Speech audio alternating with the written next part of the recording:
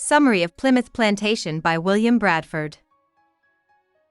Governor of the Plymouth Plantation in North America, William Bradford, writes down the history of the colony. He promises to write in a straightforward, honest way that shows how much he cares about telling the truth. Bradford starts by talking about the Plymouth colony's past before 1620. In England, Henry VIII and his daughter, Queen Elizabeth, made changes to religion that made Roman Catholic ceremonies less important in Christian life. There were, however, Christian liberals who thought the English crown hadn't gone far enough and left the English church. A lot of English liberals moved to Holland because they thought they would have more freedom to practice their religion there. But things were hard in Holland, and the reformers had to fight with other faith groups for people to join their groups. One of the most important people in the English reform movement was William Brewster. He and John Robinson decided to bring their followers to America to find a new home. After living in Holland for 10 years, the English reformers were able to work out a plan with the Virginia Company, which had raised money to send a group to Plymouth, Massachusetts, which is in New England. In 1620, English reformers in Holland, who are now known as Pilgrims, take the Mayflower to go back to England. During this time, John Carver and Robert Cushman are the Pilgrims' business contacts in England, making sure that the Virginia Company will work with them. Because of the size of the ship and the fear that they won't be able to make it through the long trip, many of the English radicals in Holland have to stay behind. The Mayflower docks in Cape Cod, close to the Hudson River, in 1620. Before they land, the residents agree that John Carver will be their first ruler and that they will follow the community's rules. There is a group of pilgrims led by Captain Miles Standish who go out to explore the area and quickly come across a group of Native Americans. There is theft of food from Native Americans by the pilgrims, who promise to return it when they can. Indigenous people attack the pilgrims, and the pilgrims shoot back, killing a number of them. In the second, much longer part of his book, Bradford takes a more direct, chronological method and includes a lot of letter snippets. A lot of people on the Mayflower voyage have died by 1621 from sickness, cold, and not having enough food. The Pilgrims, on the other hand, are helped by Squanto, a Native American who has lived with English dealers and speaks English well. There are ties between the Pilgrims and the Native Americans in the area thanks in large part to Squanto. Indigenous people get a plague around the same time, and thousands of them die. Governor Carver also gets sick and dies. William Bradford is made governor, and Isaac Allerton is named to help him. As early as the 1620s, the Plymouth settlement is in a fight over its large debts to the investors who helped the Virginia Company start the Plymouth business. Even though the Virginia Company fails, a lot of investors want the Pilgrims to keep their word and pay off their debt over the next few years. Thomas Weston, who used to invest in the company, sells all of his shares but then tries to send his own ship to the New World to start a new colony. Weston starts a new colony in Massachusetts, but things go badly very quickly. In 1623, the English crown wants him to pay for selling trade licenses and other goods in America without permission, which was bad for the health of England's colonies. At the same time, Robert Cushman and the other owners in England send ships to the Pilgrims with the promise that they will pay off their bills as soon as possible. The Plymouth farm starts to do well, even though it owes money to investors.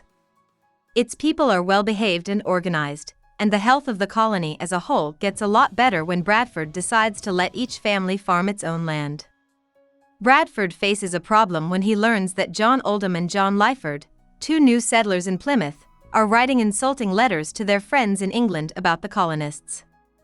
It looks like they are planning to weaken the Pilgrims' religious authority. Bradford makes plans for Lyford and Oldham to be kicked out of Plymouth. At about the same time, Bradford gives the order for Plymouth's first hanging. Isaac Allerton is sent to England by the leaders of Plymouth to talk with owners who still owe money. At first, Allerton does a good job. He negotiates for a longer payback plan and gets the Plymouth colonists a valuable land patent. He starts to use his ability to get to England for his own selfish reasons, though. Even though the Pilgrims asked him not to, Allerton starts bringing back a lot of things from England and selling them for more than they're worth. As a business partner of the Pilgrims, James Shirley writes a hidden letter to Plymouth telling them that Allerton is no longer looking out for the colonists' best interests. At the same time, the people who live in Plymouth start to get along well with the Dutch traders in New Amsterdam. Bradford also makes friends with John Winthrop, who is in charge of the Massachusetts Bay Colony. When the White Angel, a ship sent to Plymouth by Shirley and manned by Isaac Allerton, doesn't bring any goods for Plymouth, the Pilgrims face another crisis. Shirley still charges the colonists for the shipment, putting them even deeper in debt. Bradford thinks Allerton has hidden the ship's cargo so he can sell it for money, and he tells Shirley that the colonists shouldn't have to pay for the cargo. Later, Allerton sells the White Angel to Spain, which puts the Pilgrims' finances in even more danger. The Pilgrims write to Shirley to say that they shouldn't be punished for what Allerton did, but Shirley keeps telling them that they need to pay the White Angel's bill. At about the same time, the Pilgrims get into a fight with French residents. The Pilgrims don't have the means to go to war with the French, though. Near the end of the book, Bradford talks about how things are getting worse between the colonists and the Native Americans. The Pequot and Narragansett groups start to fight, and they try to get the newcomers to join them. When the Massachusetts Bay Colony and the Plymouth Colony go to war with the Pequot group in 1637, their leader is killed by being cut off at the head. At the same time, the Pilgrims decide to fire Mr. Shirley as their business contact because he doesn't seem to have paid off the investors or done anything else to help them pay off their bills. By 1640, the Pilgrims and Mr. Shirley have come to an agreement. The Pilgrims will pay off their bills of £1,400.